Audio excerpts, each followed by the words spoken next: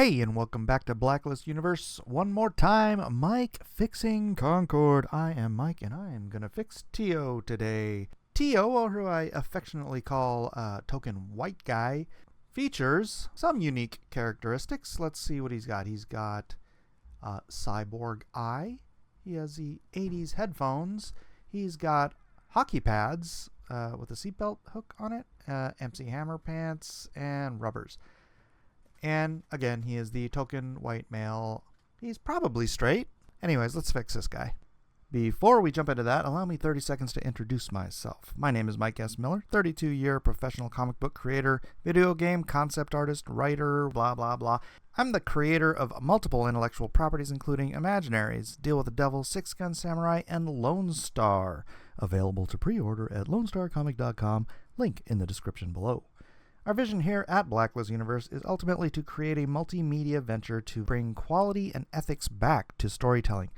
We're tired of the DEI woke agenda ruining every book, comic, game, movie, and TV show, and we're bound and determined to do something about it.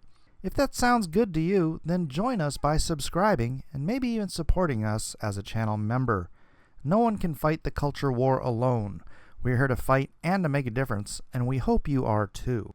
And one more thing, I do a weekly live stream at 7 o'clock Pacific Standard Time called Drawn and Quartered, where me and a group of my other professional artist friends get together and draw and chat and have a good time, and we would love for you to join us. Now back to the video. So once again, primarily I want to stay with the basic body type for the character. I don't want to deviate. I want to make sure he's still recognizable as the character who is in the game. I'm not starting from scratch and recreating the entire character line. So I'm going to try to maintain, a few of his attributes, kind of beefing up his cyborg guy. I mean, it's like he's got a cyborg guy. Why don't they emphasize the cyborg guy? Do something interesting with it. Like, I don't know, give him a big old scar and then a white streak in his hair, and then give him a cool backstory, how he lost his eye and why he's got to wear this funky cybernetic. Make him lose like part of his skull too. So he's got to have that cool cyborg head patch on his face.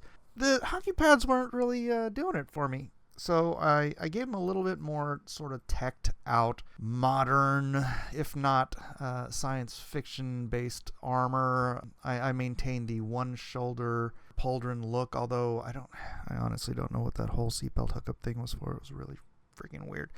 Tried to give him I noticed he had a holster, which okay, I did forget the holster in the final run.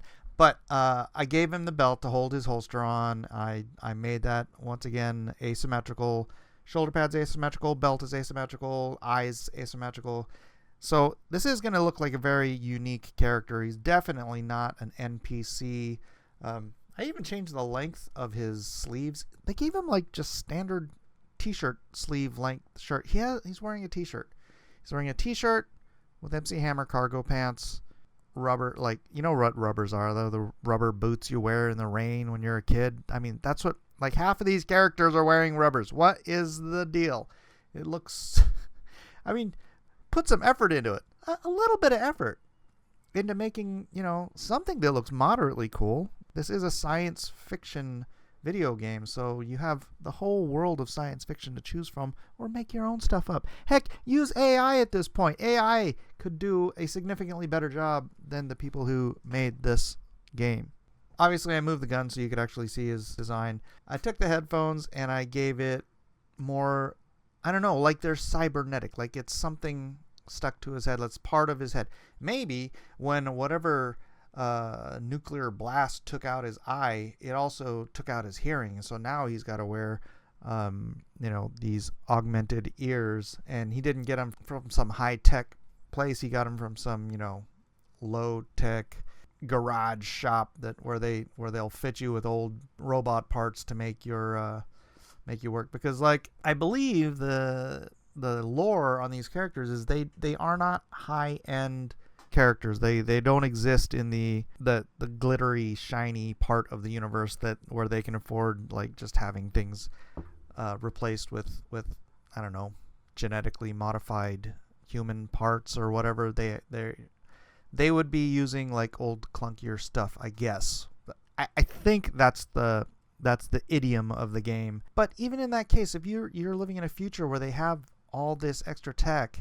They're going to have cooler extra tech than freaking used hockey pads and 80s headphones. I just really don't get the 80s headphones thing. You know, I tried to do something with it, those at least moderately cool, and then I added those little antennas. I know I'm drawing a different part right now, but I'm still talking about the stinking antennas. The antennas I got from like Appleseed, Masamune Shiro stuff. I know that's more like 90s anime or manga, but whatever.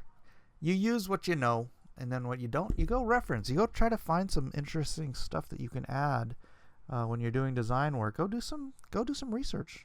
Go do some research, look at reference, look at what looks cool in the field that you're looking in. You know, if you're designing horses, go actually look what horses look like and use them as reference. If you're designing fantastical medieval stuff, go first of all reference real medieval stuff, and then go look at what other people have done, get some ideas. Good artists borrow, great artists steal. That's the idiom that goes back as far as, I don't know, as far as art. The segmented shoulder pad, that is the one thing I did keep from that weird hockey pad pillow on his shoulder, is it's segmented. So I maintained the segmented part, and then I actually added a secondary layer to the pauldron, also segmented. And it gives the silhouette a little bit more of a bulkiness than like thin, lithe armor would, but that's what they did in the original. And look how much bigger, you can see it in the underdrawing, how much bigger the original still is. And so what I was thinking is, he's got a one-sided shoulder, so he's a basically like a gunner character, right? So he's always going to go left front. And so I'm like, well, that makes sense, sort of like the way when they would do jousting, the armor on the left side would be more protective because that's the side they take the brunt of the thing, right? Well, if he's a gunner, this kind of gives an excuse why he's got armor on his left shoulder, because he's shooting from his left shoulder forward. But then I'm like, well, why don't we play that all the way out and give him some armor all the way down his body on the left-hand side? It's not going to cover every square inch, but I mean, it's more than just a shoulder pad, and it completes a very asymmetrical look and does give him something of a cooler silhouette. And then I went in, I kind of did a quick and dirty gun here, because gosh darn it, this thing was already taking me so much time. And then I'm like, oh no, I got to do a gun. But this was I turned the gun on its side, so it's a little easier to do the top down illustration. It's just your standard submachine laser gun, whatever. I don't even know what kind of weapons they use in this game. And then here I went and I drew the straps for the holster, and then I totally forgot to draw the holster. So forgive me, like I forgot to draw the tail on that Itzy character. I forgot to draw the holster on TEO, so I do apologize, but there you do have a nice holster strap that will keep it in place. In case, I wanted to go back in and draw one later. I'm really curious what everyone's going to think about this particular character. It was interesting to do because I was trying to maintain such motif. I don't think I'm going to get around to doing... Concord really seems to be kind of tapering out, so I don't think I'm going to be doing the complete redesign line, because that would be another 16 videos, and I don't have the time. I'm behind schedule with a client. I am not even working on my own project right now. I just do not have enough time in the day, so I can't expend it on doing a series on a project is tapering down. So I'm actually... Oh, there we go with the silhouette. Okay. The silhouette, it is unique. It may not be the coolest silhouette, in my opinion, in the world, but look what I had to start with. At least the character did have a unique silhouette in the original, right? It just wasn't interesting at all. It was just no fun to look at. It was like I would never select this character to play. This character, the one I'm designing, yeah, I might play this one. But that other one, oh my gosh, I don't get it. It looks like he's got a pillow on his shoulder. Once again, tint, tone, hue. If you want to break down on how I do this. Actually, on this one, I did very specifically just do my highlights first. Drop the hue, drop the tone, do my highlights, and then go in and do all my details. And if you want more highlights on how I do coloring, just go back and watch the last couple of episodes. I did get a little more into the process of doing the coloring. I don't want to just keep regurgitating that, because I'm sure the audience is very bored with hearing how I use tint, tone, and hue to do my coloring. But here I am doing the coloring anyway. So yeah, I'll get to the... I'm never particularly happy with my designs or my art in general. It's very encouraging how many positive responses I get from you guys in the comments section. Thank you everyone who's left a comment, be it positive or negative. The negatives, maybe 1% of the people don't like what I'm doing, but I'm in that 1%. So I am curious what people will think about this one, because this is really not my favorite. I would not have maintained so many elements of a character if I were designing a run and gunner myself. This is not where I would have started, and so it's not where I would have ended up. I tried to do the best I could with the clay that I've been handed to remold into something new.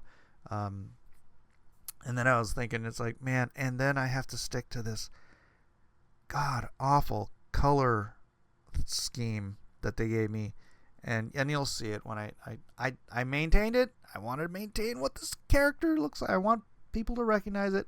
But then I really did have more fun when I went in and I started changing up the colors. You can see it at the end of the video. You'll see all the different color variations. But here I go in with the flatting and the selecting of the colors to try to maintain that orange and gray and white and... I don't know. Was the guy who designed this, is that like the colors for his favorite soccer team or something? I have no idea why. Who on earth would make this color selection? It's like, okay, we got one token white guy in this entire game, and we're just going to give him the ugliest possible color scheme that we can think of.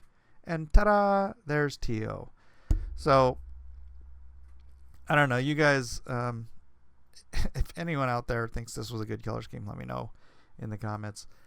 I mean, I don't want to sound like I'm complaining too much about it, but what I was trying to do is I was trying to take the attributes that were there, and like I said in a lot of my videos, it's like when you're designing something, you want to make every part of the design interesting to look at. And so that's essentially what I did. I took all the very bland, boring, downright goofy looking stuff on this character, and I compartmentalized it, and I tried to make each part at least somewhat interesting and fun to look at, hoping that when you look at it all together, it will hold through its individual parts.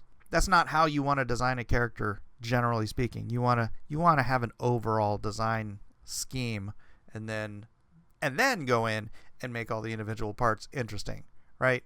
This, I'm like fighting against the general scheme with, you know what, it's like, I don't want to say you're putting lipstick on a pig, but it's like, you ever watch a Quentin Tarantino movie? And you'll notice how like every set scene that he does is great. It's like every little scene, every little 5 or 10 minute scene is a great little 5 or 10 minute scene. But the overarching story is terrible. Like, he has no sense of storytelling, but he has a great sense for details within a scene. That's why I like his best movie is Reservoir Dogs, where he actually stole the plot from City on Fire, and then he filled it with all these awesome little set scenes. That's kind of what I did with this character. I tried to make all the little individual parts interesting and unique and fun to look at, but the overall schema of the character is just so bad. I don't know if I managed to save this. I will leave it up to the audience. You guys let me know in the comments if I did or not, because I don't know. Maybe I'm too down on myself. Maybe I'm not. Maybe you guys agree with me. Let me know for sure. I mean, I'm sure if I was going to redesign this character from scratch, there are parts of this that I might actually keep, but I would trash most of it and just kind of start over from scratch. And think of Run and Gunner. I would just, this is that's a funny thing. You zoom in and it's interesting. You zoom out and it's like, I don't know. Maybe I just failed. I might have just failed. All right, so I went in and I decolored some of the different parts of the padding and stuff, or the armor. And then I went in and here I trying to pop in all the metal parts, which I only did it first on the gray parts because the white, whatever, stormtrooper soccer armor, You like how I gave him the little shoulder, like sort of samurai shoulder coverings? I love those. I love those in samurai armor. And so anyways, I stole it for that. Kind of dirtied up the pads, make it look like he's been through some fights. And then yeah, gosh, that coloring. And then I highlighted that eyeball. That coloring is just, I hate it. I hate it, but it is what it is. Cause look, it's the coloring from. Okay. I'm using the original. This obviously the side by side here. You're gonna see that's one of the variations of the skins. But I'm using the original color scheme from the primary character. And now we can go through, look at a few of the other color variations. I even did one where I threw in some Tron highlighting, and actually I think that might be my favorite one.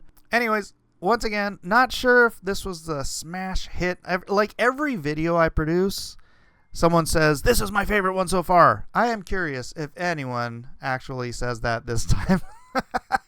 TEO, you were a hard nut to crack, but, you know, I gave it my best shot. You miss every shot, or you miss every shot you don't take. Yeah, that's the saying, I think. Anyways, hope you enjoyed this. Like, subscribe, share, do all that fun stuff.